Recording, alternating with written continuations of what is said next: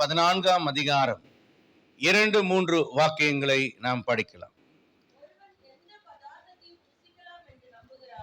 பலவீனனோ மரக்கறி மாத்திரம் புசிக்கிறான். புசிக்கிறவன் புசியாதிருக்கிறவனை அற்பமா எண்ணாதிருப்பானாக. புசிக்கிறவனும் புசிக்கிறவனை குற்றவாளியாக தீர்க்காதிருப்பாயாக. தேவன் அவனை ஏற்றுக்கொண்டாரே. தேவன் அவனை ஏற்றுக்கொண்டாரே. ரோமர் 14ஆம் அதிகாரம் 18ஆம் வசனம் சொல்லுகிறது, இவைகளில் ஊழியம் செய்கிறவன் தேவனுக்கு பிரியனும் மனுஷரால் அங்கீகரிக்கப்பட்டவனுமாய் இருக்கணும். இப்ப தேவனுக்கு பிரியமாக மனுஷரால் அங்கீகரிக்கப்பட்டவனாக யார் இருப்பார்? சிலுவையின் தியானம் இது. இப்ப முதலாவது நம்ம பார்த்தோம், கடந்த வாரத்துல என்ன பார்த்தோம்? தேவனுடைய நாமத்துக்கு மகிமை உண்டாகும்படியாக தேவனுக்கு பிரிய மனுஷ அங்கீகாரம் பெறுவதற்காக நாம் ஒருவரை ஒருவர் ஏற்றுக்கொள்கிறவர்களா இருக்க வேண்டும் என்று பார்த்தோம். இன்றைக்கு நாம பார்க்கிறோம், ஒருவரையும் குற்றம் தீர்க்காதிருங்கள் என்று கர்த்தர் சொல்லுகிறார். அல்லேலூயா. வேகமாக நான் சொல்லி வேகமாக கடந்து போக விரும்புகிறேன். ரோமர் 14ஆம் அதிகாரம் 10ஆம் வசனம் சொல்லுகிறது, இப்படி இருக்க நீ உன் சகோதரனை குற்றவாளி என்று தீர்க்கிறது என்ன? குற்றவாளி என்று தீர்க்கிறது என்ன? நீ உன் சகோதரனை அற்பமா எண்ணுகிறது என்ன? நீ குற்றவாளி என்று தீர்க்கிறது என்னன்னு ஆண்டவர் கேட்கிறார். இது மனுஷன் கேட்கல, கர்த்தர் கேட்கிறார். அப்படின்னா என்ன அர்த்தம்? குற்றவாளி என்று யாரையும் நீ சொல்லாதேன்னு சொல்றார். 13ஆம் வசனம் சொல்லுகிறது, நாம் இனி ஒருவரை ஒருவர் குற்றவாளிகள் என்று தீர்க்காதிருப்போம் என்று சொல்லுகிறார். இது பிரமாணம்.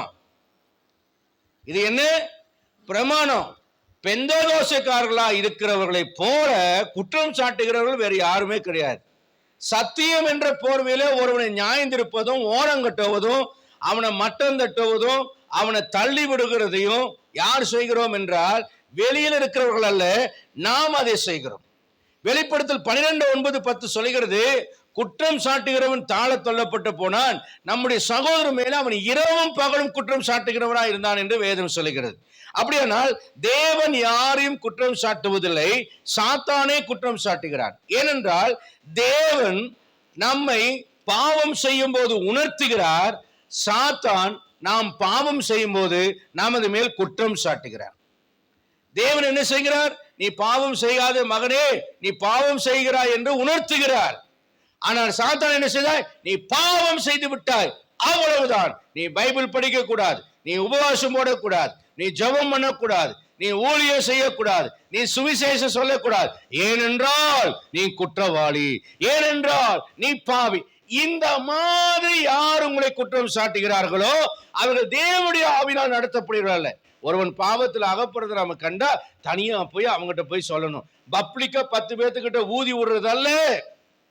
உண்மையாவே நீங்கள் ரட்சிக்கப்பட்டவர்கள் என்றால், உண்மையாகவே இயேசுவை பின்பற்றவர்கள் என்றால், ஆண்டவர் என்ன செய்கிறார்? உன் சகோதரனுக்கு விரோதமாய் பாவம் செய்தால், விரோதம் செய்தால், நீ தனியும் அவனும் தனியா இருக்கும்போது அவங்கிட்ட போய் அவனுடைய குற்றத்தை உணர்த்து. எப்பா நீ இப்படி பண்ணிட்டப்பா, இதனால எனக்கு மன வருத்தம் ஆயிடுச்சுப்பா என்று உணர்த்து. இப்படி செய்து விட்டாயே சண்டாளா, இனிமேல் என் முகத்தை முழிக்காது, இனிமேல் நீ என் சகோதரன் கிடையாது, நீ இனிமேல் என் ஃப்ரெண்டு கிடையாது, அப்படி பேசுறதல்ல. கன்விக்ஷன் பண்ணாதீங்க, கன்விக்ஷன் பண்ணுங்க, கண்டாமினேஷன் பண்ணாதீங்கன்னு ஆண்டவர் சொல்லுகிறார். உணர்த்துங்கள், நியாய தீர்ப்பு செய்யாதிருங்கள். அல்லேலூயா. ஆவியானவர் கன்விக்ஷன் பண்ணுகிறார், உணர்த்துகிறார். ஆனால் பிசாசோ கண்டாமினேஷன் பண்ணுகிறார். இனிமேல் நீ லாய்க்கல, ஓரங்கட்டப்படு, இனிமேல் லாய்க்கல, உன்னை ஒதுக்குவை. அல்லேலூயா. இளைய குமாரன் திரும்பி வந்த போது என் குமாரனாகிய இவன் மரித்தான், திரும்பவும் உயிர்த்தான், காணாமற் போனான், திரும்பவும் காணப்பட்டான் என்று அணைத்து கொண்டார். இதுதான் ஆவியானவர். அல்லேலூயா. குற்றத்தை உணர்த்தி காமிக்கணும், உணர்த்தி காமித்து அதை உணர்கிற மனிதனை அணைத்து ஆறுதல் படுத்தி உயர்த்தி அன்பு செலுத்தி ஐக்கியம் செலுத்தி அவன் மேல மேல முன்னேறுவதற்கு அவனுக்கு பேக் போனா இருந்து சப்போர்ட் பண்ணும். இன்றைக்கு செய்கிற இந்த பிரசங்கத்தை மறிக்கிற வரைக்கும் மறக்காதீங்க. ஒரு காரியம் உங்களை விட்டு, உங்க வாழ்க்கையை விட்டு நீங்களும் ஜெபம் பண்ணுங்க. ஆண்டவரே, என் வாழ்க்கையில சாகிற வரைக்கும் என் மனைவியோ, என் புருஷனையோ, என் பிள்ளைகளையோ, என் உறவுகளையோ, விசுவாசிகளையோ, ஊழியர்களையோ யார் எதை செய்ய கண்டாலும் நான் நியாய தீர்ப்பு செய்ய போக மாட்டேன், நான் குற்றம் சாட்ட போக மாட்டேன், நான் தூற்றிக்கொண்டு திரிய மாட்டேங்கிறத ஒரு முடிவெடுங்க. முதலாவதாக ஒரு மனிதன் இன்னொரு மனிதனை குற்றம் சாட்டுவதற்கு காரணம் என்ன? விசேஷமா விசுவாசிகள் அல்லது ரட்சிக்கப்பட்டவர்கள் அல்லது தங்களை ஆவிக்குரியவர்கள் என்று சொல்லுகிறவர்கள் ஏன் குற்றம் சாட்டுகிறார்கள் என்றால், அவர்கள் முதல்ல மற்றவங்களை விட தாங்கள் நீதிமான்கள், பரிசுத்தவான்கள் என்று எண்ணுகிறார்கள். லூக்கா 18ஆம் அதிகாரம் 9, 10, 11 14 வசனம் வரைக்கும் நம்ம வாசிக்கும் போது, ஆயக்காரனும் ஒருவனும் அப்புறம் பரிசேயன் ஒருவனும் என்ன பண்ணாங்க? தேவாலயத்துக்கு ஜெபம் பண்ண போனாங்க. அவன் சொன்னான், நான் 2 நாள் உபாசிக்கிறேன், ஒருத்தலாம் வந்து சீரத்தில் தசமபாகம் கொடுக்குறேன், எல்லா வேலை எல்லா இதுவும் புண்ணிய கர்மங்களெல்லாம் நான் செய்கிறேன் ஆண்டவரே. இந்த பாவியாக இந்த ஆயக்காரனை போல நான் வாழலை, விபச்சாரர் வேசிக்காரர் போல நான் வாழ. அவன் ஜெபமே பாருங்க பாதி குற்றச்சாட்டு. சில நேரத்தில் குடும்ப ஜெபத்தில் மனைவி பேசுவாங்க, ஆண்டவரே பொல்லாதவர்கள் கூட நான் வாழ்ந்து கொண்டிருந்தாலும் சகிப்புத்தன்மையோடு நான் வாழ்கிறேன் ஆண்டவரே, என்னை கொடுமைக்காரருக்கு மத்தியில் வைத்திருந்தாலும் அப்படின்னு புருஷனை ஜாடியா என்ன பண்ணுவாங்க? ஜெபத்துல குத்தி ஜெபிக்கிற மக்களை நாம பார்க்கிறோம். அன்பான தேவனுடைய பிள்ளைகளே, உங்க ஜெப இன்னொரு மனிதருக்கு காயத்தை ஏற்படுத்தக்கூடாது. உங்களுடைய சாட்சி இன்னொருவருடைய குத்துவதாக இருக்கக்கூடாது. எங்க சர்ச்சில் ஒரு மலையாளிகள் நிறைய இருப்பாங்க, கேரளன் பீப்புள் நிறைய இருப்பாங்க, கோயம்புத்தூருங்கிறதுனால. அப்போ ஒரு சமயம் ஒரு மலையாளி பிரதர் எந்திரிச்சு சாட்சி சொன்னாராம். சாட்சி சொல்லும்போது அவரை பாஸ்டர் தாக்கி சாட்சி சொல்லிட்டு சந்தோஷமா உட்கார்ந்துட்டாராம். வெளியே வந்து இன்னொரு விசுவாசி கேட்டாராம், என்ன பிரதர் நீங்க பாஸ்டர் தாக்கி சாட்சி சொல்லிட்டீங்களே அப்படின்னு சொன்னோன்னே அவர் சொன்னாராம், பாஸ்டர் என்னை பிரசங்கத்திலே குத்தி, நான் பாஸ்டரை திரும்பி சாட்சியில குத்தி அப்படின்னாராம். அவ பாஸ்டர் என்னை பிரசங்கத்துல குத்தினாரு, நான் சாட்சியில குத்துனேன். இந்த மாதிரி இந்த குத்துகிறதுக்கும் வழக்குக்கும் வாதுக்கும் துஷ்டத்தனம் உள்ள கையினால குத்துகிறதுக்குமா உபவாசிக்கிறீர்கள் என்று ஏசாயால ஆண்டவர் கேட்கிறார். யாரையும் குத்துகிறதுக்காக கர்த்தர் நம்மை அழைக்கவில்லைங்க சகோதரனே, சகோதரியே. ஒருவனை தூக்கி விடதான் கர்த்தர் அழைத்திருக்கிறாரே தவிர ஒருத்தனை குழியில் தள்ளுவதற்காக கர்த்தர் நம்மை அழைக்கவில்லை என்பதை நீங்கள் மறந்து போகக்கூடாது. அல்லேலூயா, நல்லா அல்லேலூயா தான் ஆமென்லாம் சொல்லத்தான் செய்றீங்க, ஆனா வாழ்க்கையில தான் அது வரணும். நல்ல ஒரு அல்லேலூயா சொல்லுங்க. இரண்டாவது, பொறாமையினாலே குற்றம் சாட்டுகிறார்கள். மத்தேயு 27ஆம் அதிகாரம் 17ஆம் வசனத்துல வேதபாரகரும் ஆசாரியரும் பிடிவாதமாக இயேசு கிறிஸ்து மேலே குற்றம் சாட்டி கொண்டிருந்தார்கள். லூக்கா 23:10 சொல்கிறது பிடிவாதமாய் குற்றம் சாட்டினார்கள். மத்தேயு 27:17 சொல்கிறது பொறாமையினாலே இவர்கள் இயேசுவை பிடித்து கொண்டு வந்தார்கள் என்பதை, ஒப்பு கொடுத்தார்கள் என்பதை பிலாத்து அறிந்தார். அப்போ இயேசு என்ன செய்தார்? ஒன்றுமே செய்யல. ஆனா என்ன இருந்தது? பிரதான ஆசாரியர்களுக்குள்ள, அந்த பரிசேயருக்குள்ள பொறாமையின் ஆவி இருந்தது. உண்மையை சொல்லுகிறேன், ஒவ்வொரு சபையிலையும் ஊழியன் மேலே பொறாமப்படுகிற யாராவது ஒரு விசுவாசி இருக்கத்தான் செய்யும். வெளியே தெரியவே தெரியாது. நம்ம திருச்சியில ஒரு அருமையான சினாடில் இருக்கக்கூடிய ஒரு அருமையான இளம் வயதுல வாலிப சகோதரர் இருக்கிறார், ஊழியக்காரர் இருக்கிறார். அவர் அருமையான ஒரு சபை. சிலோன்லையும் மலேசியாலையும் நிறைய பிரான்ச்சஸ் ஓப்பன் பண்ணி அவங்க வந்து நிறைய அறக்கட்டளை மூலமா நிறைய காரியங்களை செய்து வருகிறார். நல்லா ஜெபிக்கிற இளம் வயதுல துடிப்பா இருக்கிறவர். நான் அவரை அதிகமாக உற்சாகப்படுத்துவேன். ஏன்னா என் நாட்களில் வாலிபர்களுக்கு மரியாதை கிடையாது. அதனால நான் சொல்லுவேன், எனக்குள்ள ஒரு வெறி, உங்களை கொண்டு தீர்த்து கொள்கிறேன், இன்னும் நல்லா முன்னேறி செல்லுங்க, இன்னும் பல நாட்டில் போய் கிளை சபையில தரங்க அப்படின்னு அவரை உற்சாகப்படுத்துவேன். இவர் வெளிநாட்டு ஊழியங்களை ஆரம்பித்தார் பாருங்க. வெளிநாட்டில் சிலோன்ல சில 7-8 சபைகளை அவர் ஸ்தாபித்து விட்டார். மலேசியால ஒரு சபை, அடுத்து சிங்கப்பூருக்கு போக போறாரு, அங்க சபையை ஸ்தாபிக்க போறாரு. அவங்க அப்பா சொல்லுங்க, என்னப்பா இங்க இருக்கிற சபை, வட இந்தியாவில் வேற சபைகள் இருக்கு, இவர் ஸ்தாபிச்சிருக்கிறார், கர்த்தர் அவங்கள காமிச்சு கொண்டு வந்திருக்கார்.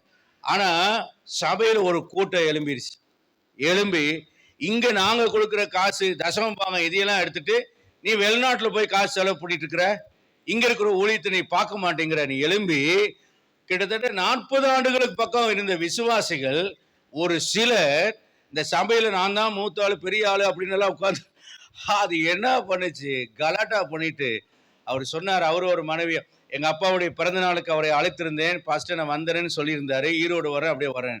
அப்போ அவர் அவங்க மனைவி அங்கிருந்து ஃபோன் பண்ணாங்க, பாஸ்டர் பெரிய பிரச்சனை, ஆனால் மிகுந்த மன உளைச்சலோட திரும்ப நாங்கள் திருச்சிக்கு போயிட்டு இருக்கோம் பாஸ்டர், நாங்கள் போகலினா சரியாகாது. என்னன்னு கேட்டா, பொறாமையினால இவங்களுடைய சமாதானத்தை கெடுக்கும்படியாய் சபைக்குள்ள ஒரு கூட்டம் எழும்பி இருக்கிறது. பாஸ்டர் பீட்டர் கிளமெண்ட் அவர்களுடைய சபையிலையும் அதே போலதான் பொறாமையினால கர்த்தர் எல்லாம், பையன் சம்பாரிச்சு புல்லட் வாங்கினதுக்கு எங்க தசம பாகத்துல பாஸ்டர் பையன் புல்லட் வாங்கிட்டான்னு பேசுறாங்க. பாஸ்ட் பையன் இருக்கிறான், அவன் புல்லட் ஓட்டலாமா? ஏன் பாஸ்ட் பையனா இருந்தா புல்லட் ஓட்டக்கூடாதா? நானும் புல்லட் வாங்கலான்னு தான் இருக்கேன். பார்க்கலாம், யாருக்கு குறை சொல்லணும் பார்க்கலாம். முதல்ல நம்ம ஏரியாவில் ஒரு குறிப்பிட்ட பிரிவினரை தவிர வேற யாராவது புல்லட் ஓட்டுனா அப்படியே இதாக பஞ்சாயத்து பக்கிற மாதிரி நடந்து கொள்வாங்களாமா, கேள்விப்பட்டேன். நம்ம செம்பேட்டில் இருந்து ஒரு ஆர்சி ஃபாதர் அவர் புல்லட்டில் போனால் அவரை ரவுடி ஃபாதர்னு சொல்லுவாங்களாமா. நான் யோசித்தேன், ஏன் புல்லட் ஓட்டுறது ஒரு பாவமா ஐயா? புல்லட் ஓட்டுறது ஒரு பாவமா? நான் யோசித்தேன், எனக்கு இடுப்பு வலி வந்தாலும் பரவாயில்ல, புல்லட் வாங்கலான் இருக்கேன். நீ எவ்வளோ? எனக்கு ஒரு 50,000 போட்டு. கர்த்தருடைய பரிசுத்தமான நாமத்துக்கு மாட்டோம். பொறாமை. யாராவது குறை சொல்றாங்கன்னா, என்ன பார்த்தாலும் என்ன குற்றம் சொல்றாங்கன்னா கவலைப்படாதீங்க. ஒண்ணு, அவங்க தங்கள் நீதிமான் நினைச்சிட்டு இருப்பாங்க. இன்னொன்னு, அவங்க பொறாமையினால உங்களை சொல்லுவாங்க. மூணாவது பாத்தீங்கன்னா, அன்பு தாழ்ச்சி. சத்தியத்தை நேசிக்காதவர்கள் குறை சொல்லுவார்கள். கலாத்தியர் 4:16 சொல்லுகிறது, நான் உங்களுக்கு சத்தியத்தை சொன்னதுனால சத்ருவானேனா. யோவான் 7:7 சொல்லுகிறது, என் கிரியைகள் நல்லதும் உங்கள் கிரியைகள் பொல்லாது என்று, உலகத்தின் கிரியைகள் பொல்லாதுன்னு நான் சாட்சி கொடுக்கறதுனால உலகம் என்னை பகைக்கிறதுன்னு சொல்றார். அந்த வசனத்தை வாசிப்போம். யோவான் 7:7. உங்களை பகைக்க மாட்டாது, உலகம் உங்களை பகைக்க மாட்டாது, அதன் கிரியைகள் பொல்லாதவைகளா இருக்கிறது என்று. இதுதாங்க சத்தியம். சத்தியம்னா என்ன? எது நல்லது எது கெட்டது. உலகத்தின் கிரியைகள் பொல்லாதா இருக்கிற சாட்சி கொடுக்கறதுனால அது இயேசுவாகிய என்ன. இயேசுனா யாரு? சத்தியம். அவர் தான் சத்தியம். அந்த வார்த்தை கிருவினாலும் சத்தியத்தினால் இருந்தவிட நமக்குள்ளே வாசம் பண்ணினார். நான் கலாத்தியர் பவுல் எழுதுகிறார், சத்தியத்தை சொன்னதுனால என்ன பாக்கீங்களா? சத்தியம் என்ன சொல்லுது? உலகமே உன் கிரியைகள் பொல்லாதுன்னு சொல்லுது. இன்னைக்கு பொல்லாத கிரியைகளை பத்தி பிரசங்கம் பண்ணாதான் பாஸ்டுக்கு பிரச்சனை வருது. அல்லேலூயா. நீங்களாம் ஜெபம் பண்ணும், பாஸ்டர் எத்தனை அடி அடிச்சாலும் அவர் அசரக்கூடாதுன்னு சொல்லணும். அல்லேலூயா. நல்ல ஒரு அல்லேலூயா சொல்லுங்க. மரியாள் சிஸ்டர் எல்லாம் எனக்காக வைராக்கியம்.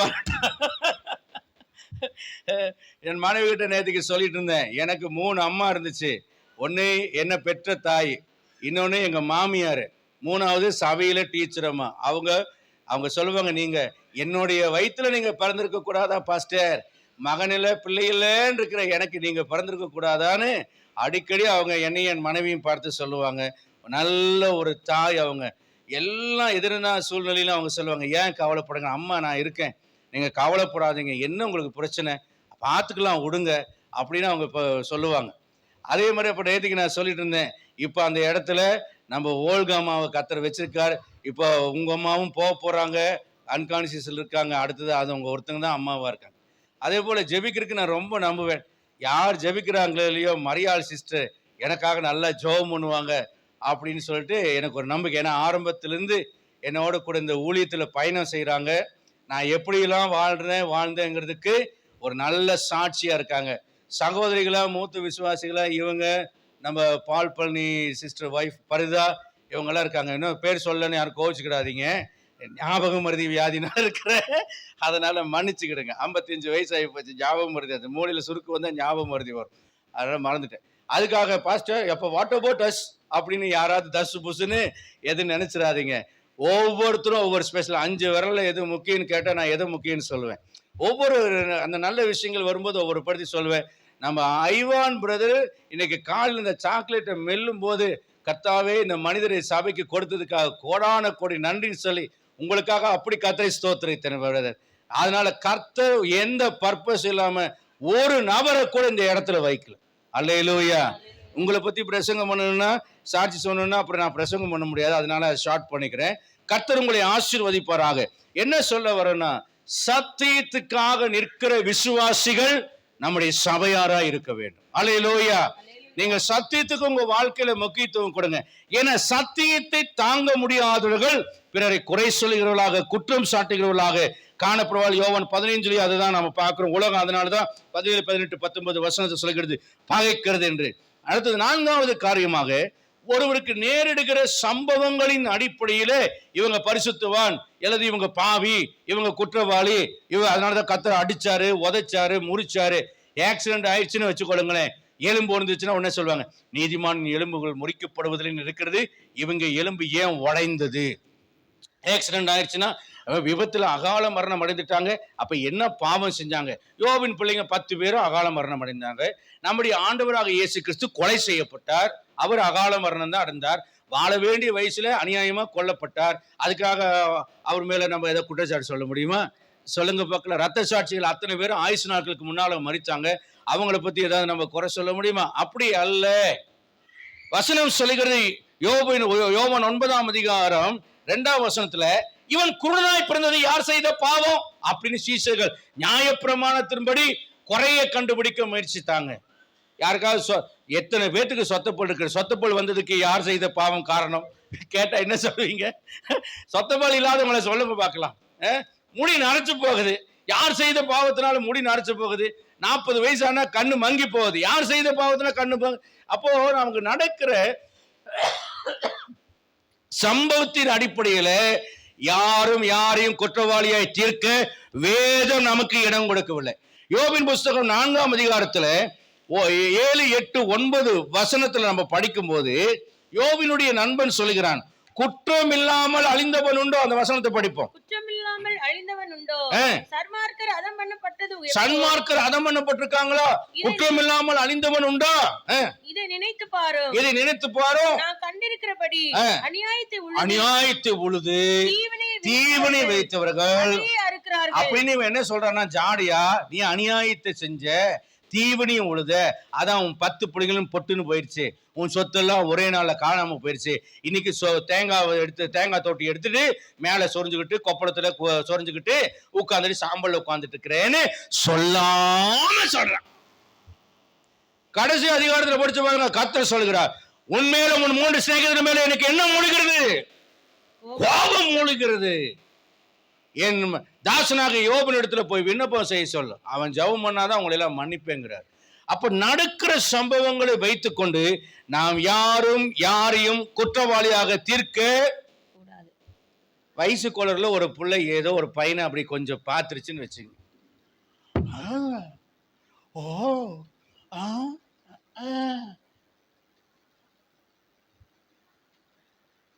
காதல்ங்கிறது பல பேர்த்துடைய மனசுல வந்திருக்கும். நீங்க அப்படியே அடக்கிட்டு இருந்திருப்பீங்க, அது வெளியே தெரியாது. ஒவ்வொருத்தருடைய ஊழலையும் ஆண்டவர் எடுத்து வெளியே பட்டியல் போட்டார்னா எல்லாம் நாரி போயிடும். ஐயோ அவ என்ன அந்த பையனையே ஒத்து பார்த்துட்டே இருக்கிறா அப்படிலாம் குறை பேசுவாங்க. இருதயத்தை பார்க்கிற ஆண்டவருக்கு தெரிய யார் உண்மையா இருக்கா உண்மை இல்லை. யாரும் யாரையும் குற்றமாய் தீர்ப்பதற்கு தேவன் அதிகாரம் தரவில்லை.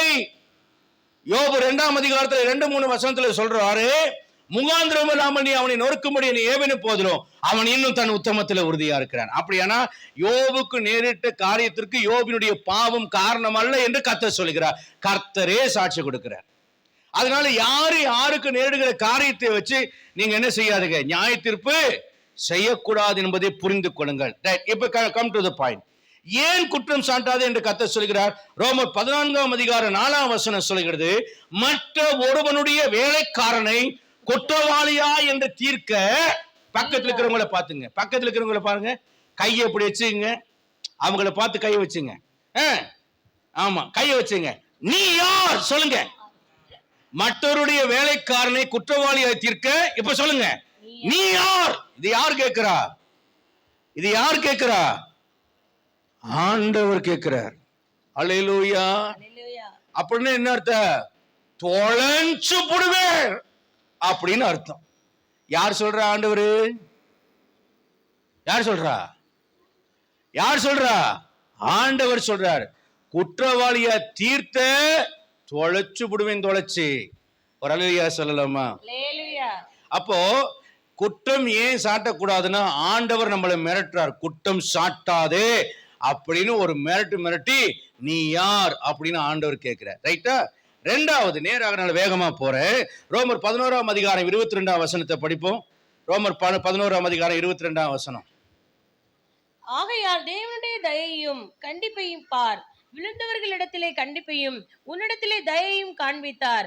அந்த தயவிலே நிலைத்திருப்பாயானால் உனக்கு தயவு கிடைக்கும், நிலைத்திராவிட்டால் நீயும் வெட்டுண்டு போவாய். அப்படின்னு என்ன சொல்றாரு? நீ யாருங்கிறது இப்ப காமிக்கிறாரு. என்ன சொல்றாரு? நீ பெரிய யோக்கியம் இல்லைங்கிறாரு. ஒரு அல்லேலூயா சொல்லுங்க. அந்த வசனத்துக்கு அர்த்தம் என்ன தெரியுமா? நீ யோக்கியம் இல்ல, பெருசா கையை நீட்டிட்டு வந்துட்ட.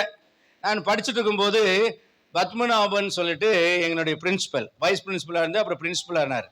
அவர் அசம்பிளியில நல்ல மாரல் டீச்சிங்ஸ் அட்வைசஸ் கொடுப்பார், ரொம்ப நல்லா இருக்கும். அவர் பிராமின், ஆனா ரொம்ப டிசிப்ளினா இருப்பார், ரொம்ப மேனர்ஸ் கீப் பண்ணுவார், ரொம்ப ஜென்யூனான கேரக்டர். அவர் சொல்லுவாரு, இப்படி பார்த்து ஒருவனை விரல் நீட்டும் போது நீ பார், இந்த தம் மேல இருக்கும், 3 விரல் உன்னை பார்த்து இருக்கும். அப்படின்னா என்ன அர்த்தம்? ஒருத்தனை ஒரு தடவை குறை சொல்றதுக்கு முன்னால உன்னை 3 தடவை ஆராய்ந்து பார். ஏன்னா மேல ஒருவர் பார்த்துட்டே இருக்கிறார். அவர் பிராமின், ஆனா அவர் பைபிளை பிரசங்கம் பண்ற மாதிரி அவர் சொல்வார். நான் 8வது படிக்கிறேன்னு நினைக்கிறேன், அன்னைக்கு நான் கேட்ட அசம்பிளியில நான் கேட்ட அந்த பிரீச் இன்னும் எனக்கு ஞாபகம் இருக்கு. இந்த விரல ஞாபகம் வச்சுங்க. ஆண்டவர் சொல்லார், விழுந்தவர் இடத்துல கர்த்தர் கண்டிப்பை காண்பித்தார், உன்னிடத்துல இரக்கத்தை காண்பிச்சார். இரக்கத்தினால்தான் நீ நிக்கிற, உன்னையும் அதே மாதிரி கண்டிச்சிருந்தா உன் பேரு நாரி போயிருக்குங்கிறார். அப்படின்னு என்ன சொல்றாரு? சொல்லாம சொல்றாரு, நீ பெரிய யோக்கியம் எல்லாம் இல்ல, நீ யாரையும் குறை சொல்லாதேன்னு சொல்றாரு. கரங்களை சொல்லாம. 3வது காரியத்தை நம்ம பார்க்கிறோம். ரோமர் 11ஆம் அதிகாரம் 23ஆம் வசனத்தை படிப்போம். ரோமர் 11ஆம் அதிகாரம். அவர்கள் அவிசுவாசத்தினாலே நிலைத்திராதிருந்தால் அவர்களும் ஒட்ட வைக்கப்படுவார்கள்.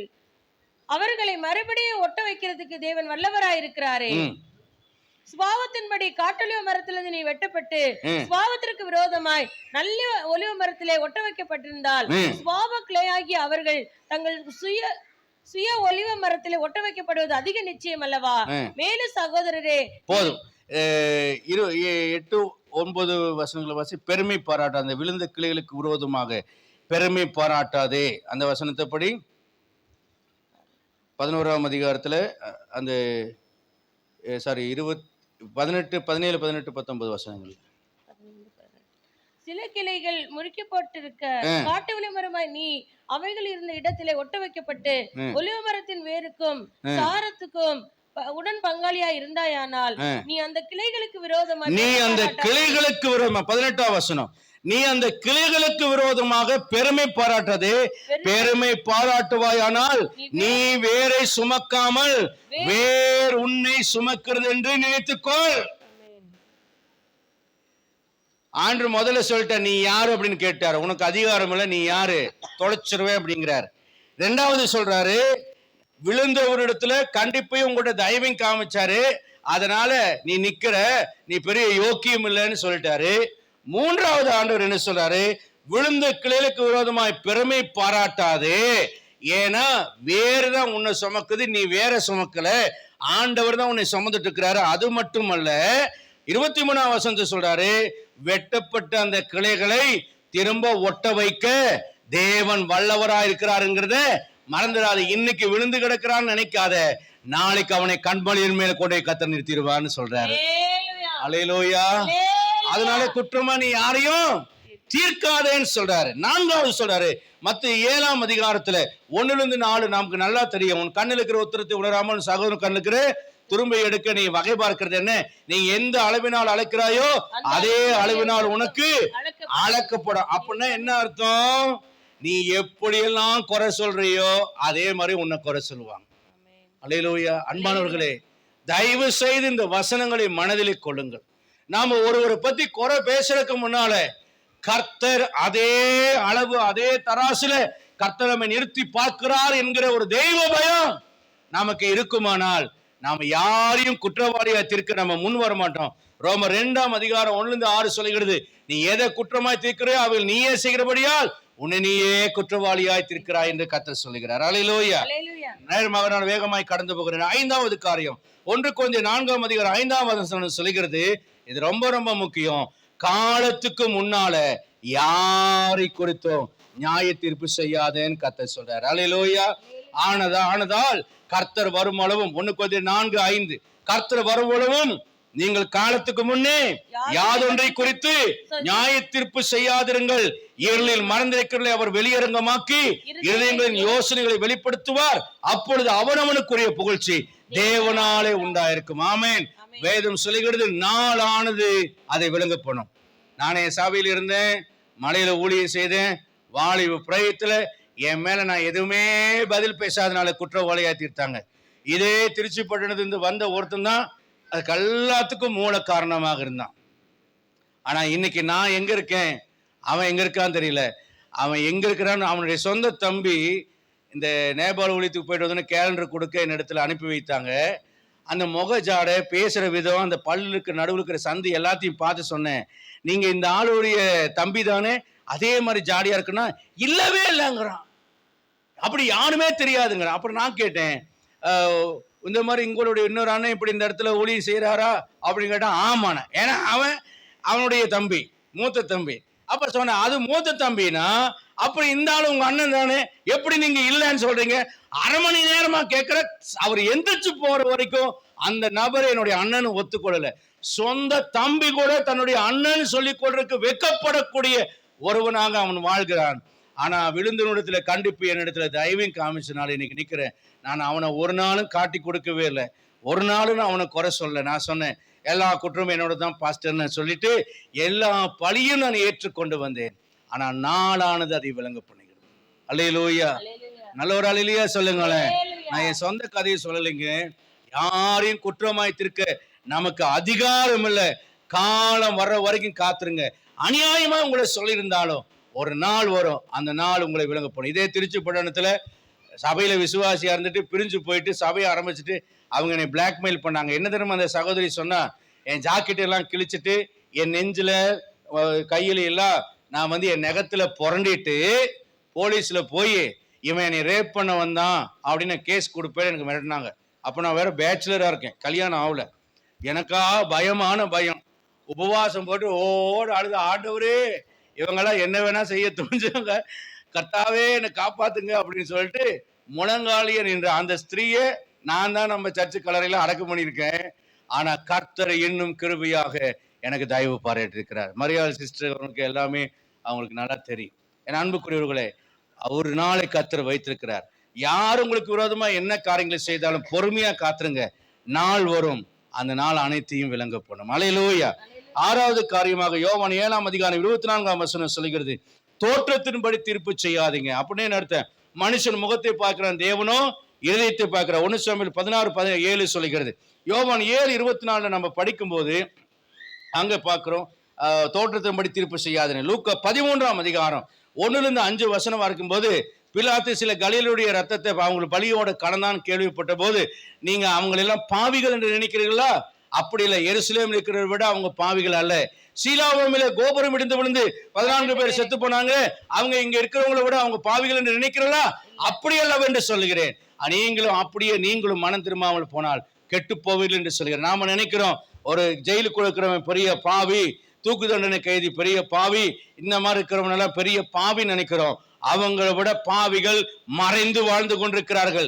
ஆனால் நாம் என்ன நினைக்கிறோம், அவங்களுக்கு நேரிடுகிற சம்பவத்தை வச்சு அவங்க பாவிகள் குற்றவாளிகள் என்று திருக்கிறோம். கர்த்தர் சொல்றாரு, அதை வச்சு யாரையும் ரொம்ப மோசமான பாவி, இவன் பாவிக்கு பாவி, இவன் பாவி பாவி பாவி பாவி, இவன் பாவி whole square, double square, triple ஸ்கொயர்னு சொல்லிட்டு நாம பட்டங்கள் கொடுக்கிறோம். இவன் விபச்சாரி, இவன் வேசி, இவன் அங்க போறா, இவன் இந்த பண்றா, அவன் அப்படி பண்ணான், இவன் இப்படி சம்பாரிச்சான், அவன் அப்படி வாழ்றான், எல்லாம் பேசுறோமே. தேவன் நம்ம நியாயம் தீர்க்க வல்லவரா இருக்கிறார் என்பதை நம்ம மறந்து விடக்கூடாது. ஆமென். தோற்றத்தின்படி யாரும் என்ன செய்யாதீங்க, குற்றம் தீர்க்காதீங்க. நமக்கு கர்த்தர் அந்த அதிகாரம் கொடுக்கல. லூக்கா 9:53 சொல்லுகிற காரியத்தை நீங்க பாருங்க. பேதுரு சொல்றான், ஏற்றுக்கொள்ளல, ஆண்டவர் போறாரு, அந்த கிராமத்தாரை ஏற்றுக்கொள்ள. உடனே பேதுரு கேட்கிறார், ஆண்டவரே எலியாவை போல அக்கினி இறக்கி இவங்களை நாங்க அழிச்சு போடலாமா அப்படின்னு கேட்ட போது ஆண்டவர் சொல்லுகிறார், நீங்கள் இன்ன ஆவி உள்ளவர் என்பதை அறியீர்கள். நான் மனுஷரை நியாயம் தீர்க்க வரல, அவங்களை ரட்சிக்கவே வந்தேன். மனுஷரை அழிக்க வரல, ஆனா ரட்சிக்க வந்தேன்னு சொல்றாரு. அப்படின்னா என்ன காலத்துல நம்ம வாழ்றோம்னா, கிருபையின் காலத்துல ஒரு மனிதனை ரட்சிக்க வந்த ஆண்டவர் வாழ்ந்த காலத்துல நாம் வாழ்கிறோம். கிருபையின் காலம் முடிவடையவில்லை, இது பாவிகளை ரட்சிக்கக்கூடிய காலம். பாவிகளின் சிநேகிதர், ஆயக்காரர்களின் சிநேகிதர், பாவிகளால் விரும்பப்பட்டவர், பாவிகளோடு கூட அமர்ந்து போஜனம் பண்ணினவர். ஏனென்றால் பாவிகளை ரட்சிக்கவே வைத்தியனாக நோயாளிகளுக்கு அவர் வந்தார். காணாமற் போனதை தேட வந்தார், இழந்து போனதை தேட வந்தார், ரட்சிக்க வந்தார். யோவான் 10:10-11 வாசிக்கிறது போல அவர் எப்படிப்பட்டவர் என்றார், பிசாசு கொல்லவும் அழிக்கவும் வந்தான், திருடவும் அழிக்கவும் வந்தான், கொல்லவும் வந்தான், அவன் வேறொன்றுக்கும் வரான். நானோ ஆடுகளுக்கு ஜீவன் உண்டாயிருக்கவும் அது பரிபூர்ணப்படவும் வந்தேன், அழிக்கவோ குற்றம் தீர்க்கவோ நியாயம் தீர்க்கவோ அவர் வரவில்லை என்பதை அறிந்து கிருபையின் ஆவியை பெற்றுக்கொண்ட நாம் நியாயப்பிரமாணத்தின் ஆவியுடையவர்களாக யார் மேலும் கல்லறியாதபடிக்கு நாம் ஜாக்கிரதையா இருக்க வேண்டும் என்று கர்த்தர் நம்மை எச்சரிக்கிறார். அல்லேலூயா.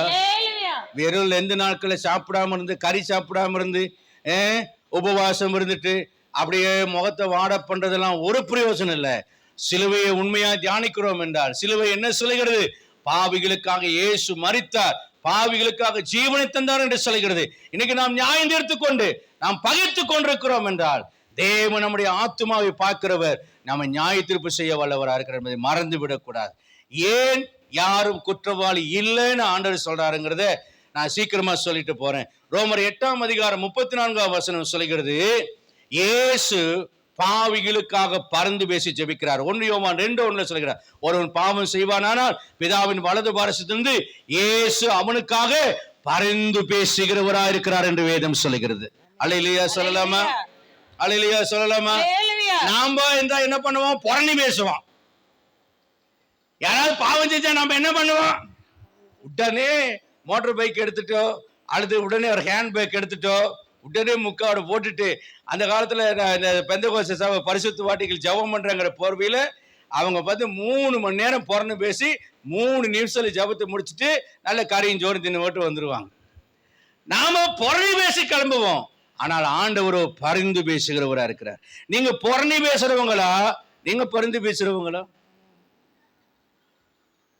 புரணி பேசுறவங்களா பரிந்து பேசுறவங்களா?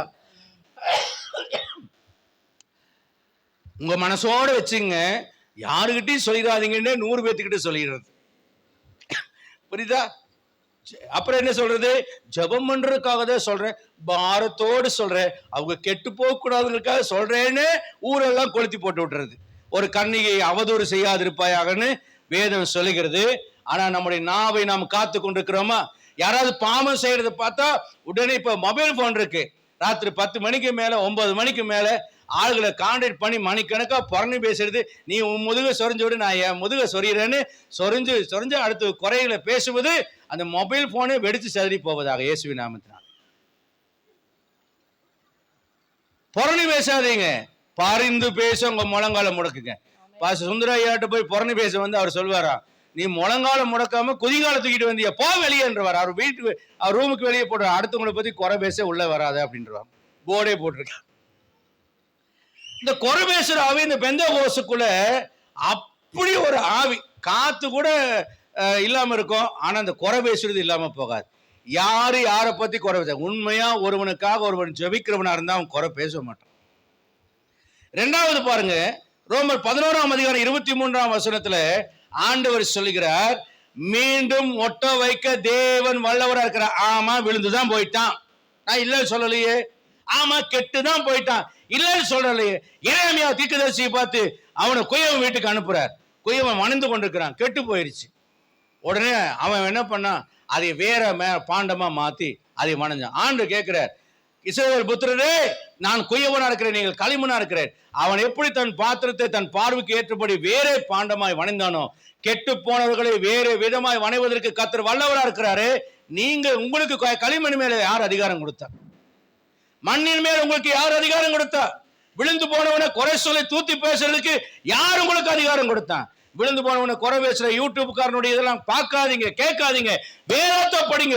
இயேசு இந்த சூழ்நிலையில் என்ன செய்தார் என்பதை தியானம் பண்ணுங்க. அவங்க தாங்க ஆண்டவருடைய அடிச்சுவடை பின்பற்றுகிறவர்கள். இந்த 2 நாட்கள்ல நீங்க வயிற்றுக்கு பட்டினி போடுவதோட உங்க ஆத்துமாவை சுத்தமாக்கி கொள்ளுங்க. நான் எதிர தவறுகிறேன்னு அதை திருத்த ஆண்டவரேன்னு ஆவியானவர்கிட்ட கேட்கிறீங்களே, இன்னைக்கு ஆவியானவர் சொல்லுகிறார், நீ ஜெபம் பண்றதுக்கு பதிலாக விழுந்து போன மட்டும் தட்டி பேசாத, அவனை எழுப்புவதற்காக ஜெபம் பண்ணு. அல்லேலூயா.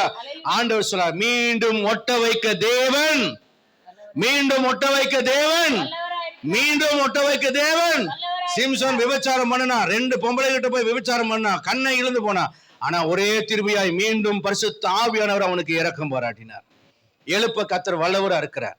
3வது காரியத்திலே வாசிக்கிறோம், 14ஆம் அதிகாரம் 3ஆம் வசனம், தேவன் அவனை ஏற்றுக்கொண்டாரே என்று வேதம் சொல்லுகிறது. வாசிப்போம், ரோமர் 14:3.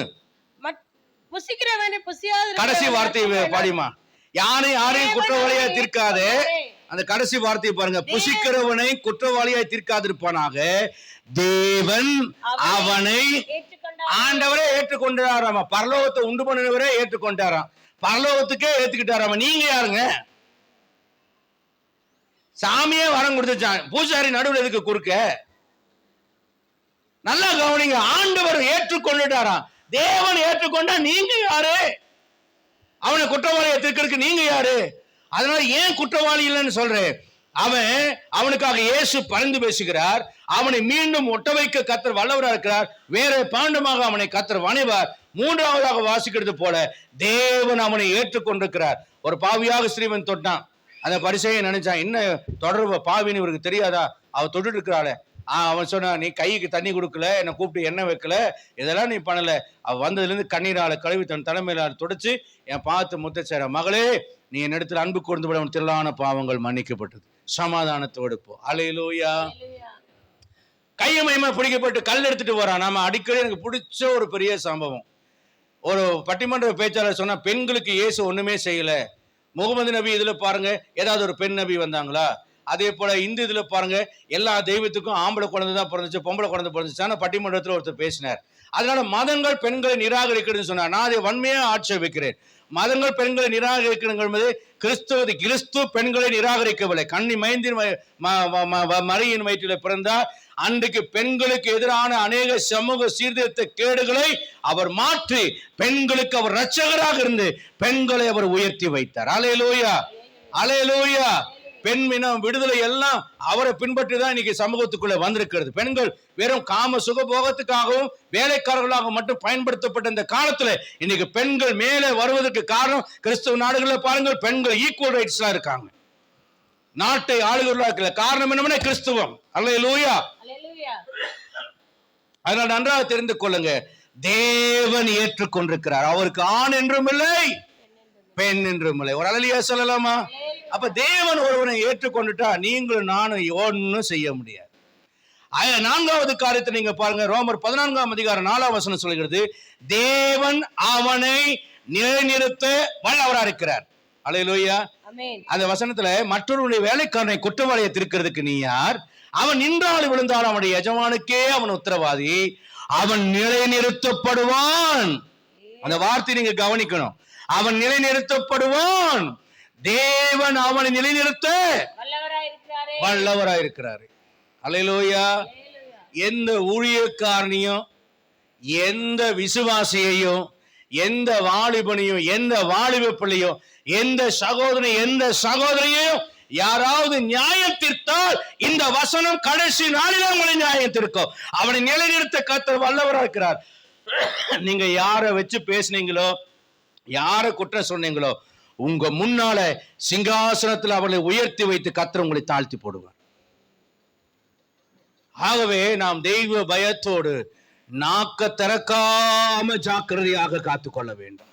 நம்முடைய வாயின் வார்த்தைகளால் நாம் நியாயம் தீர்க்கப்படாதபடிக்கு நாம் நம்ம எச்சரிக்கையா இருக்க வேண்டும். அப்போஸ்தலர் 10:15 ஆண்டவர் சொல்லுகிறார், ரோமர் 11:23 சொல்லுகிறார், தேவன் திரும்பவும் அவனை ஒட்ட வைக்க வல்லவராக. வெட்டி போடப்பட்டதுன்னு நினைக்காத, மறுபடியும் கிருபை வச்சுட்டாருன்னா எடுத்து ஒட்டி வச்சிருவேங்கிறார். வெட்ட தெரிஞ்சவருக்கு ஒட்ட வைக்கவும் தெரியும். அல்லேலூயா. கடைசியா 5வது ஒரு காரியத்தை சொல்லி முடிக்கிறேன். ரோமர் 8ஆம் அதிகாரம் 33ஆம் வசனத்துல சொல்லுகிறார், தேவன் அவர்களை நீதிமான்களாக செய்கிறார். அந்த 28ஆம் வசனத்திலிருந்து படிக்கும் போது, தேவன் தம் இடத்தில் அன்புக்குரிய பிள்ளைகளுக்கு சகலத்தின் நன்மைக்கு எதுவாக செய்கிறார். அந்த வசனத்தை படிங்க. அவருடைய தீர்மானத்தின்படி அடுத்த வசனம் படிங்க. தம்முடைய குமாரன் அநேக சகோதரருக்குள்ளே முதற் பேரனா இருக்கும் பொருட்டு தேவன் எவர்களை முன்குறித்தார். இந்த வசனத்தை மட்டும் நீங்க நல்லா படிச்சுங்க. ஏன் யாரையும் நம்ம குற்றமாய் இருக்கிறதுல, ஏன் ஒருவன் குற்றவாளி இல்ல, ஏவன் எவனை முன் தெரிந்து கொண்டாரோ, தேவன் எவர்களை முன்குறித்தாரோ அவர்களை தமது குமாரனுடைய சாயலுக்கு ஒப்பாய் இருப்பதற்கு முன்குறித்திருக்கிறார். எவர்களை முன்குறித்தாரோ அவர்களை அழைத்திருக்கிறார். எவர்களை அழைத்தாரோ நீதிமான்களுமாய் மாற்றிருக்கிறார். எவர்களை நீதிமான்களாக்கினாரோ அவர்களை மகிமைப்படுத்துகிற ஒரு தேவன் இருக்கிறார் என்பதை மறந்துவிடக் கூடாது. அவன் மகிமைப்படுத்தப்படுவான். ஏனென்றால் தேவன் அவனை நீதிமானாய் மாற்றுவார். நீங்க விபச்சாரிமீங்க, கர்த்தர் அவங்களை பரிசுத்தவாட்டியை நிறுத்துவார். கொலைகாரன் ஆனால் அவனை மகிமையுள்ள ஒரு தேவதாசனாய் கூட நிறுத்துவார். ஏன்னா நிறுத்துவதற்கு அவர் ஒருவருக்கு அதிகாரம் இருக்கிறது. ஆகவே தேவ நீதிமானாய் மாற்றும் போது நாம அவங்களை எப்படி குற்றமாய் தீர்க்க முடியும்? ஆகவே தான் சொல்றேன், தேவ நீதிமானாக்குற நம்ம யாரையுமே குற்றமாய் தீர்க்க நமக்கு அதிகாரம் இல்லை. அவர்கள் குற்றவாளிகளும் அல்ல. அப்படின்னா அப்போஸ்தலர் 10:15 ஒரு டீச்சிங் பேதுருக்கு கொடுக்கிறார். தேவன் சுத்தமாக்கினதை நீ தீட்டாக எண்ணாதே. கொர்நேலிய வீட்டுக்கு போடா, ஒழுங்கா போய் அங்க சோற தின்னுட்டு சுவிசேஷம் சொல்லிட்டு புறஜாதியாருக்கு நான் ரட்சிப்பு தருகிற தேவன், பூமியில் இருக்கிற அத்தனை பேருக்கு நான் தேவன், இஸ்ரவேல் ஜனங்களுக்கு மட்டும் இல்ல அத்தனை பேருக்கு தேவன் என்பதை நீ வெளிப்படுத்து என்று சொல்லி தேவன் சுத்தமாக்கிறதை தீட்டாக என்னாது. இன்னைக்கு நான் சொல்றேன், தேவன் பரிசுத்தம் ஆக்கிறவர்களை யாரையும் தீட்டு என்று சொல்லி யாரையும் ஒதுக்கி வச்சுட்டு யாரையும் பாவி என்று சொல்லி தள்ளி வச்சுட்டு உட்கார்ந்து இருக்காதீங்க. சில நேரங்களில் நம்முடைய பரிசுத்தத்தை காத்துக்கொள்றதுக்கு ஒதுங்கி போன வாரம் சொன்னது மாதிரி கொஞ்சம் ஒதுங்கி இருக்கிறது தப்பு கிடையாது. ஆனா ஒதுக்கி வைப்பது தவறு. வேதம் சொல்லுகிறது, யாராவது அப்படி பாவம் செஞ்சா என்ன பாஸ்டர் செய்யணும் அப்படின்னு கேட்டா யாக்கோபு 5:19-20 சொல்லுகிறது. யாக்கோபு 5:19-20, சகோதரரே உங்களில் ஒருவன் சத்தியத்தை விட்டு விலகி மோசம் போகும்போது மற்றொருவன் அவனை திருப்பினால் தப்பி போன மார்க்கத்தினின்று பாவியை திருப்புகிறவன் ஒரு ஆத்துமாவை மரணத்தில் நின்று ரட்சித்து திரளான பாவங்களை மூடுவான் என்று அறிய கடவன். அல்லேலூயா. அப்ப நீங்க என்ன செய்யணும்? சத்தியத்தை விட்டு விலகி வழுகி போகிற ஒருவனை கண்டால் அவனை அந்த இடத்திலிருந்து திருப்பி அவனை திரும்பவும் கொண்டு வந்து அவனுக்காக பரிந்து பேசி புத்தி சொல்லி சபையில ஊன்ற கட்டி அப்படி அவனை சரிப்படுத்திட்டீங்கன்னா திரளான பாவங்களை மூடி அந்த ஆத்மாவை மரணத்திலிருந்து ரட்சிக்கிறீங்க. அது உங்களுக்கு ஆசீர்வாதமாய் கர்த்தர் மாற்றுவார். தூற்றிக்கொண்டு தெரியாம அவங்களை அணைத்து கொண்டு வாங்க. விபச்சாரத்துல இருந்த ஒரு சகோதரியே ரட்சிப்புக்குள்ளே வழி நடத்தினேன். அவ சொல்வா, என் மனைவி கிட்ட வந்து, என் வாழ்க்கையில எத்தனையோ ஆம்பளைகளை நான் கடந்து வந்துட்டேன். சின்ன வயசு பெரிய வயசு கிழவன்னு பல பேரை நான் பார்த்துட்டேன். ஏன்னா நான் விபச்சாரம் செஞ்சேன். எத்தனையோ அருவருப்பாக அவர்கள் என்னை பயன்படுத்தியிருக்கிறாங்க. ஆனா பார்வையில கூட ஒரு நாளும் என்னை வேற மாதிரி பார்க்காம ஒரு மகளாக ஒரு சகோதரியாக நம்முடைய பாஸ்டர் ஒருவர் தான். அதனால நம்ம பாஸ்டர் ஒருத்தரை மட்டும்தான் நான் உண்மையான ஆம்பளையா நான் நம்புறேன் அப்படின்னு சொல்லி நான் வாடகை வீட்டில் குடியிருந்த இடத்துல என் மனைவியோட காலை பிடிச்சிக்கிட்டு அந்த சகோதரி சாட்சி சொன்னா, இன்றைக்கு ஒரு குறிப்பிட்ட ஊரில் ஒரு சபையில் தீக்கு தரிசன வரம் பெற்று ஜெபித்து சபையில் ஒரு அற்புதமான சாட்சியா இருக்கா. ஒவ்வொரு நாளும் ஃபோன் பண்ணி பேசுவா. என் மனைவி அவங்களோட பேசி ஆலோசனைகள் சொல்லுவாங்க. பார்க்கும்போதெல்லாம் அழுதுகிட்டே பேசுவேன், நான் எப்படி வாழ்ந்தேன், இன்னைக்கு நான் இப்படி இருக்கிறதுக்கு நீங்க தான் காரணம் அப்படின்னு சொல்லி பேசுவேன். பாவின்னு ஒருத்தங்களை ஒதுக்குறது பெரிய விஷயமே இல்லைங்க. இயேசு என்னை மாற்றினது போல நான் இன்னொருவனை மாற்றாவிட்டால் நான் தேவனுக்கு நன்றி கெட்டவனாக போகிறேன். எல்லாரும் மேலும் இரக்க வையுங்கள், மனதுருக்கம் வையுங்கள். உங்கள் பிள்ளைகளாக பாருங்கள், உங்கள் குழந்தைகளாக பாருங்கள், உங்கள் ஜீவனாக பாருங்கள், உங்களுடையவர்களாக பாருங்கள். இருதயத்தில் பிரிவினை இல்லாமல் இயேசுவை போல பாருங்க. அடிக்கடி சொல்லுவேன், ஆண்டவர் இந்த நேரத்தில் இருந்தா அவர் எப்படி பேசுவார், இந்த நேரத்தில் இருந்தா அவர் எப்படி நடப்பார், இதை தான் நான் தியானம் செய்வேன். அதுதான் என்னை வழி நடத்தினது. ஆண்டவர் ஒருவரை பார்க்கிறது போல நீங்கள் ஒருவரை பார்க்க கற்றுக்கொள்ளுங்கள். மனதுருக்கம் வரும், மன்னிப்பு வரும், ஒருவருக்கு மனமாற்றத்தை கொடுக்கக்கூடிய வல்லமை உங்களுக்கு வரும். உங்களையும் இன்னொரு இயேசு கிறிஸ்துவின் வடிவமாக இந்த பூமியில மக்கள் காணும்படியான மறுரூபம் உங்களுடைய இருதயத்திலேயும் உள்ளான வாழ்க்கையிலும் மாற கர்த்தர் உதவி செய்வார். கண்களை மூடி நாம் ஜெபிப்போம். நம்மை ஒப்பு கொடுக்கலாமா? இந்த சிலுவையை குறித்து தியானிக்கிற இந்த நாட்களிலே நம்மை ஒப்பு கொடுக்கலாமா? ஆண்டவரே, அறிந்தும் அறியாமல் பலமுறை நான் இந்த தவறை செய்திருக்கிறேன்.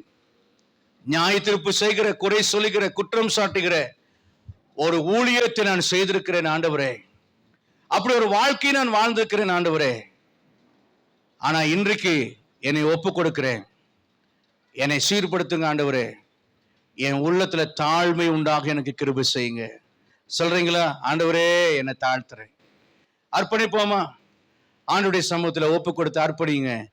கர்த்தர் உங்களுக்கு கிருபை செய்வாராக. மனம் திரும்புவதற்கு ஒரு நிமிஷம் போதும். ஆண்டவரே நான் செஞ்சது தப்பு, இனிமேல் நான் யாரையும் ஒதுக்க மாட்டேன், யாரையும் குற்றம் சாட்ட மாட்டேன், அவங்களுக்காக உபவாசித்து கண்ணீர் வெடித்து உள்ளம் உடைந்து கரையும் செலுத்தி பரிந்து பேசி நான் ஜெபம் பண்ணுவேன். இந்த ஒரு தீர்மானத்தை இன்னைக்கு செய்யுங்க. ஆவியானவர் பார்க்கிறார், உங்களையும் உங்கள் சந்ததியும் ஆசீர்வதிப்பார். உண்மையாவே இதுதாயா என் பிள்ளைன்னு ஆண்டவர் பரலோகத்துல மகிழும்படியாக ஒரு மனமாற்றம் நமக்கு தேவை. ஒப்பு கொடுங்க. ஆண்டவரே நான் மனம் மாற, நான் யாரையும் குற்றம் சொல்ல மாட்டேன், யாரையும் நியாயத்திற்க மாட்டேன், யாரையும் மனசுக்குள்ள நான் அற்பமா நான் குற்றம் சாட்டி கொண்டு இருக்க மாட்டேன். ஆண்டவரே இவங்கெல்லாம் இப்படிதான் இருப்பாங்க, இவங்களாம் இப்படி யோக்கியமா இருப்பாங்களா, அவங்களாம் அப்படி யோக்கியமா இருப்பாங்களா அப்படின்னு நான் நடந்து கொள்ள மாட்டேன், நினைக்க மாட்டேன். ஆண்டவரே என்னை தாழ்த்துறேன், ஏன்னா நான் யோக்கியம் இல்லைன்னு எனக்கு தெரியும்.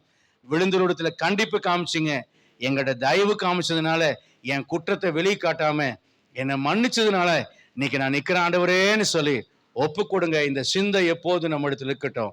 தேவன் நமக்கு கிருபை செய்வாராக. பரிசுத்தமான பிதாவே, நம்முடைய பரம பாதங்களில் எங்களை தாழ்த்து வருகிறோம், வார்த்தை கொண்டு மனம் திரும்புகிறோம். கர்த்தர் வெளிப்படுத்தின இந்த சத்தியத்தின் அடிப்படையில எங்களுடைய பொல்லாத இருதயம், பொல்லாத கிரியைகள், பொல்லாத சுவாபங்கள் எங்களை விட்டு மாறி மற்றவர்களை நியாயத்திற்கு குற்றம் சாட்டி கொண்டிருக்கிற ஆவியிலிருந்து இன்றைக்கு எங்களை விட்டு நீங்கி அன்றைய கொஞ்சம் குறிய முழுவதும் சுத்தமாக்கி கிறிஸ்து இயேசுவின் சாயலாக அன்பை ஊத்திருங்க. ஆண்டவரே உங்க அன்பை ஊத்திருங்க. ஒவ்வொருவரையும் நேசிக்கவும், ஒவ்வொரு மேல மனதுருக்கவும், ஒவ்வொருக்காக பரிந்து பேசி ஜெபிக்கவும், ஒவ்வொருவரையும் நேசித்து எங்களை நேசிக்கிறது போல நேசிக்கக்கூடிய ஒரு இருதயத்தை எங்களுக்கு தந்த கர்த்தாவே, தேவனுக்கு பிரியமும் மனுஷரால் அங்கீகரிக்கப்பட்டவர்களுமாக நாங்க வாழ்வதற்கு எங்களை நீங்க வழி நடத்த உங்களுடைய கரத்துல ஒப்பு கொடுக்கிறோம். உங்களுடைய பிள்ளைகளை ஆசீர்வதிங்க, அவருடைய நன்மைகளை விசாரிங்க. குற்றச்சாட்டுகளினாலே அவங்க நொந்து போயிருந்தா இந்த வார்த்தைகளை அவங்களுக்கு இன்னைக்கு தைரியத்தை கொடுக்கட்டும். பிறருடைய நியாய தீர்ப்பினாலே அவங்க கூசி கூனிக்கு போயிருந்தா இன்னைக்கு அவங்களுடைய தலைகள் நிமிரட்டும். ஆண்டவரே மட்டம் தட்டப்பட்டவர்களாய் குழியில தள்ளப்பட்டவர்களாய் இருந்தால் இன்றைக்கு இந்த வார்த்தைகள் அவர்களை கண்மணி மேல நிறுத்தட்டும். அவங்க ஆவி ஒடுங்கி போய் ஆண்டவரே கர்த்தாவே வெட்கப்பட்டு கிடந்தா இருளில் இருக்கிற அவங்களுக்கு இனி வெளிச்சம் உதிப்பதாக. இயேசுவின் நாமத்தினாலே உலகத்தில் வந்த எந்த மனுஷனையும் பிரகாசிக்கிற மெய்யான ஒளியே, அந்த ஒளி என்று எழுதப்பட்ட அந்த வார்த்தையின் அடிப்படையில மெய்யான ஒளியாக அவருடைய எழும்பி பிரகாசிக்க கர்த்தர் கிருபை செய்வீராக. என் ஆண்டவர் அவனமாய் செய்து எங்கள் சபையாரை மறுரூபப்படுத்தும், ஆசீர்வதியும், இன்னும் சத்தியமானாக சத்தியத்தை கை கொண்டு வாழ கிருபைதாங்க. இயேசுவின் நாமத்தில் ஜெபிக்கிறோம் நல்ல பிதாவே. நாத்துமாவே கர்த்தரை ஸ்தோத்திரி, முழுமையை பரிசுத்த நாமத்தை ஸ்தோத்திரி. நாத்துமாவே கர்த்தரை ஸ்தோத்திரி, கர்த்தர் செய்த சகல பாவங்களும் மறவாது. நம்முடைய கர்த்தராகிய இயேசு கிறிஸ்துவின் கிருபையும் பிதாவாகிய தேவனுடைய அன்பும் பரிசுத்த ஆவியினுடைய அந்யோன்யம் ஆசீர்வாதம் சந்தோஷம் சமாதானம் அனைவரோடும் ஒளிமிக்கிற சகல பரிசுத்தவங்களோடும் இன்றும் என்றும் கர்த்தர் திரும்ப வரும்போதும் இருப்பதாக. அல்லேலூயா. God bless you all. கர்த்தர் உங்கள் ஒவ்வொருவரையும் ஆசீர்வதிப்பாராக.